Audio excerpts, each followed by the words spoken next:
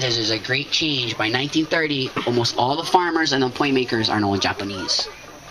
They changed the recipe. It's actually only in the 1900s did purple poi become something that people sought after. Guess why? Because in the old days, you cannot pound an overripe taro. You go look at our lehua. Our lehua is a light purple to white. Because we clean all of the sweet stuff off. In fact, we read an article, Queen Emma talking about lehua poi Snow White. I had to read the thing like 5 times. Only to one day get one lehua taro from Big Island. Harvested so perfectly that the purple was on 1/8 layer on them. And after we scrape them, pure Snow White lehua. So they haven't changed the recipe. The recipe now, right, you can use, you look how different the recipe is. 1778. No refrigeration, keep for years, you can sail around the planet.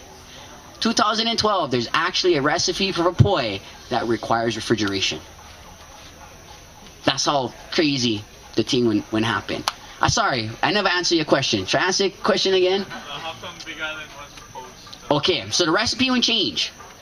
And if you look at the recipe changing, okay, so if you and me, we do the same thing, but we get different recipes. We both, right? So, what it is because the kuiai wasn't as strong on this island.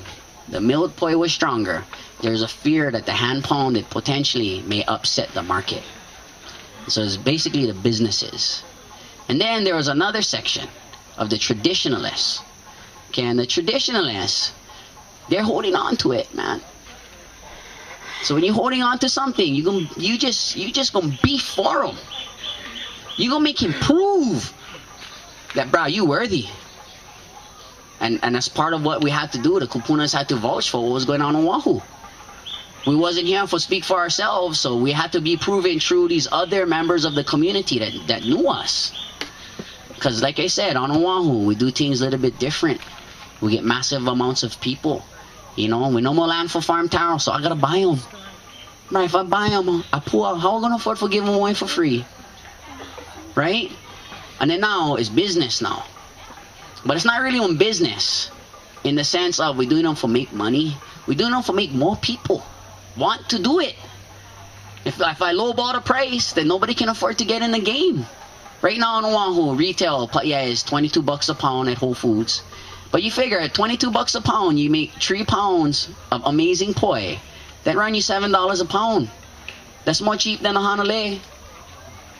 And you think about it.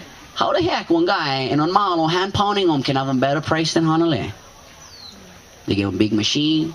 They give a big something. I don't know. Just questions that I get, you know. But with that, at $20 a pound, leave a whole range. So back to your question. I think over here there was fear, one, that was going to affect the commercial business, and I think there was fear too from the traditionalists that us Oahu guys was screwing up the recipe. Basically what it come down to. But you come to my house on Oahu and you eat my poi, bro, guys don't like leave.